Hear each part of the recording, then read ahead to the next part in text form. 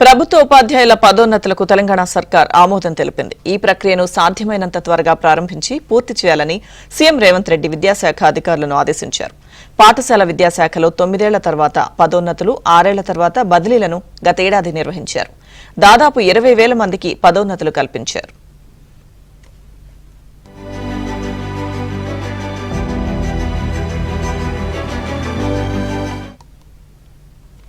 అయితే గతేడాది కాలంలో ఖాళీ అయిన స్థానాలను పదోన్నతులతో భర్తీ చేయాల్సి ఉంది.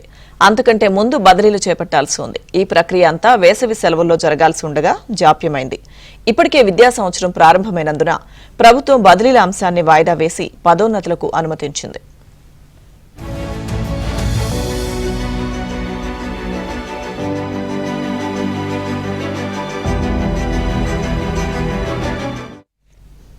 పదోన్నతుల షెడ్యూల్ రేపు విడుదలయ్యే అవకాశం ఉంది. రాష్ట్ర వ్యాప్తంగా 850 మంది ప్రధానోపాధ్యాయులుగా పదోన్నతులు పొందనున్నారు.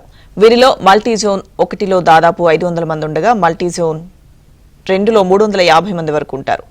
అలాగే దాదాపు 3,000 మంది వరకు ప్రాథమిక పాఠశాలల ప్రధానోపాధ్యాయులు, ఎస్జీటీలు, స్కూల్ అసిస్టెంట్లు, భాషా పండితులు పదోన్నతులు పొందనున్నారు.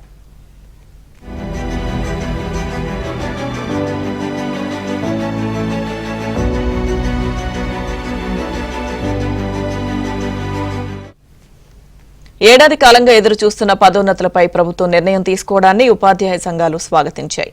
ఈ మేరకు టీఎస్యూటీఎఫ్ రాష్ట్ర అధ్యక్ష కార్యదర్శులు చావా రవి, వెంకట్ సీఎం రేవంత్ రెడ్డికి ధన్యవాదాలు తెలిపారు. ఉపాధ్యాయుల బదిలీల ప్రక్రియను కూడా చేపట్టాలని సీఎంను కోరారు.